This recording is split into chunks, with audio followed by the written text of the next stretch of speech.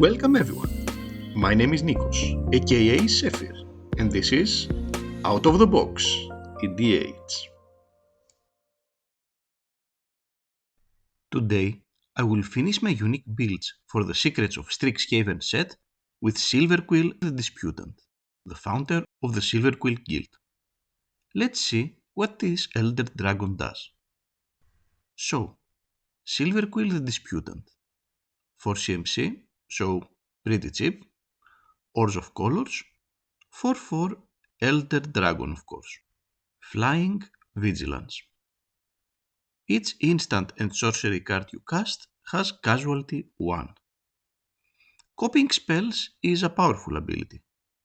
The easiest way to go with Silverquill would have been something of a spellslinger deck with lots of token producing instants and sorceries.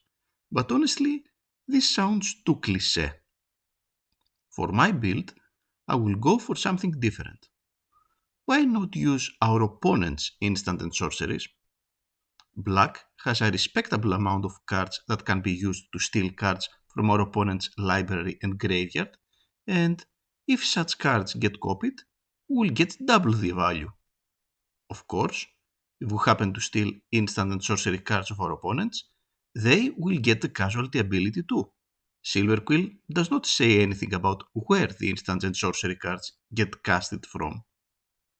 Of course, we will also use a bunch of token enablers to have enough gas to cast said spells. So, let's move to the actual cards of the deck.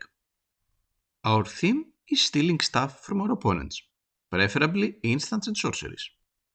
Xander's Pact has already casualty, which means we can copy it one more time if we have another creature to sacrifice.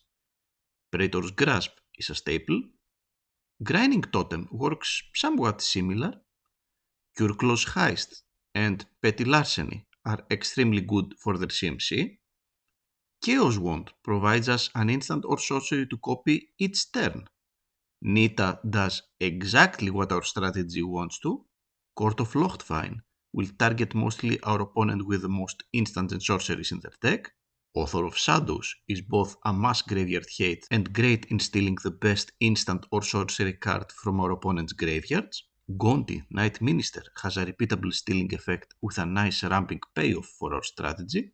And finally, Knowledge Pool will give us many options from our opponent's libraries, in which case, of course, we can casualty both the instant or sorcery we cast to at least get some value out of it, and the one we take out of the Knowledge Pool.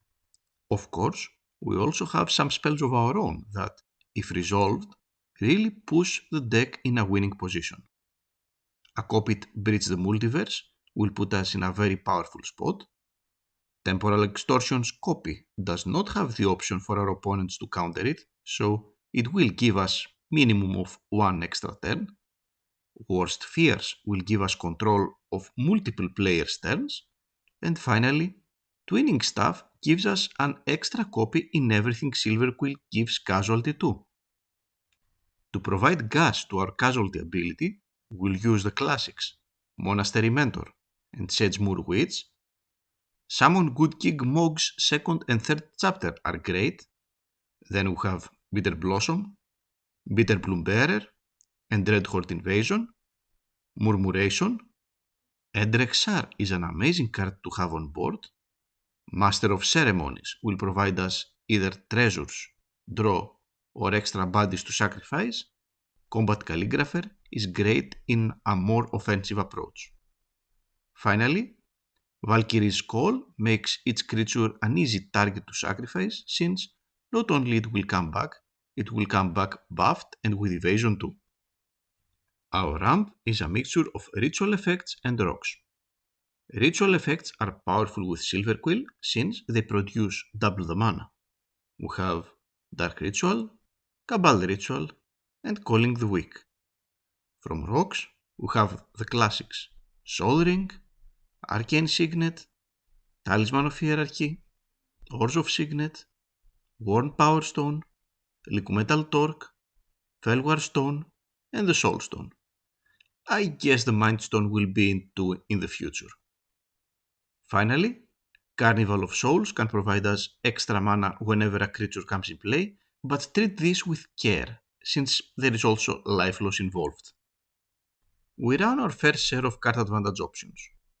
Tocasia's Welcome triggers with the vast majority of our creatures, Black Market Connections provides an extra card per turn, Trouble in Pairs is a generic card advantage piece, Decorum Dissertation is great and it can get copied too, and the same is true for Catadial. 3 mana for 6 cards feels great. Finally, Yawgmoth's Will is a great card to resolve and gives us access to any instant or sorcery we have played in the game already. We run lots of protection in our list, and since most of them are of the instant variety, they are hard to interact with since they can easily get copied to make it sure they resolve.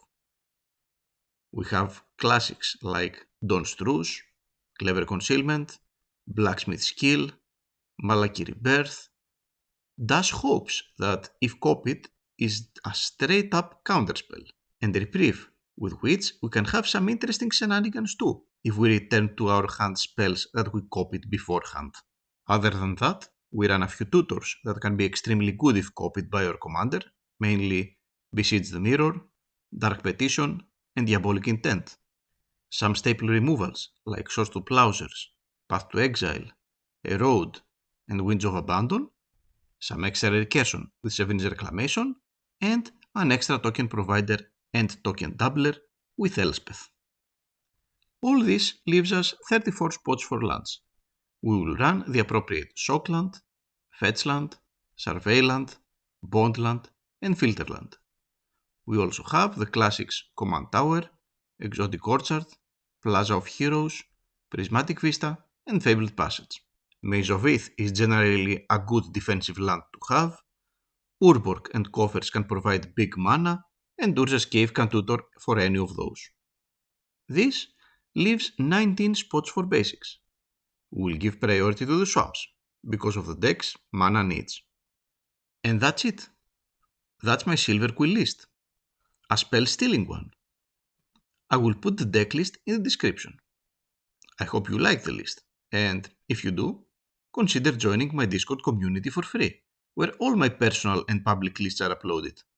See you around! Thanks for watching, and see you in the next video.